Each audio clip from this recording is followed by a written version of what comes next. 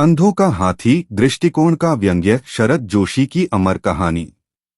कहते हैं, सत्य एक है, लेकिन उसे देखने वालों की नजरों में हजार रूप हैं।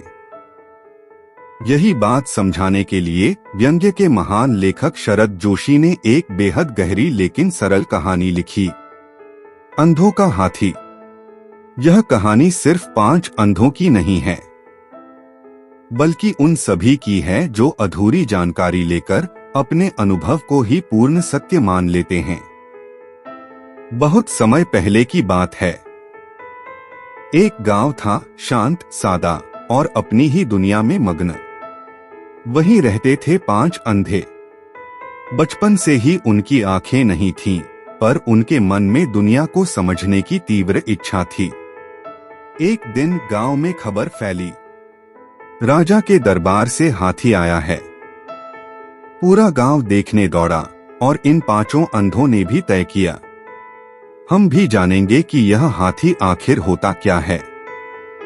पहला अंधा उत्साहित, भाइयों, आज तो अवसर मिल गया। सुना है हाथी बड़ा और बलशाली होता है, चलो चलकर उसे छूते हैं। दूसरा अंधा, हाँ, छूकर ही तो हम जान सकते हैं कि ये हाथी किस रूप का जीव है। 5 ने एक दूसरे का हाथ पकड़ा और मेले की ओर बढ़ चले। लोग हंस रहे थे, अरे अंधे क्या देखेंगे हाथी। लेकिन उन 5 को अपनी जिज्ञासा रोकना असंभव था। वे हाथी के पास पहुंचे। हाथी शांत खड़ा था, मानो जानता हो कि आज कोई सत्य की तलाश में आया है। पहला अंधा आगे बढ़ा और हाथी के पैर को छूने लगा। पहला अंधा गंभीरता से, अरे यह तो बड़ा खंभा है, मोटा, ठोस और खुरदुरा। हाँ, अब समझ गया, हाथी एक जीवित खंभा है।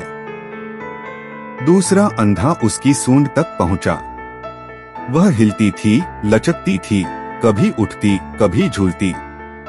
दूसरा अंधा विश्वास से, नहीं भाई, तू गलत है।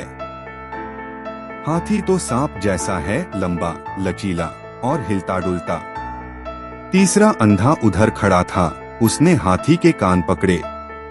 तीसरा अंधा हंसते हुए, अरे ये दोनों मूर्ख हैं। हाथी तो एक बड़ा पंखा है जो हवा करता है, देखो ये कैसे हिलता है। चौथा अंधा पीछे गया और पूंछ पकड़ ली। चौथा अंधा, नहीं, सब बेवकूफी कर रहे हैं। हाथी तो रस्सी जैसा होता है, पतला और लंबा। 5वां अंधा, जो सबसे शांत था, हाथी के पेट के पास पहुंचा। उसने चौड़ी, गोल, ठोस सतह को छुआ। 5वां अंधा धीरे से, तुम सब झगड़ो मत, हाथी कोई खंभा या रस्सी नहीं, यह तो दीवार है, बड़ी और मजबूत दीवार।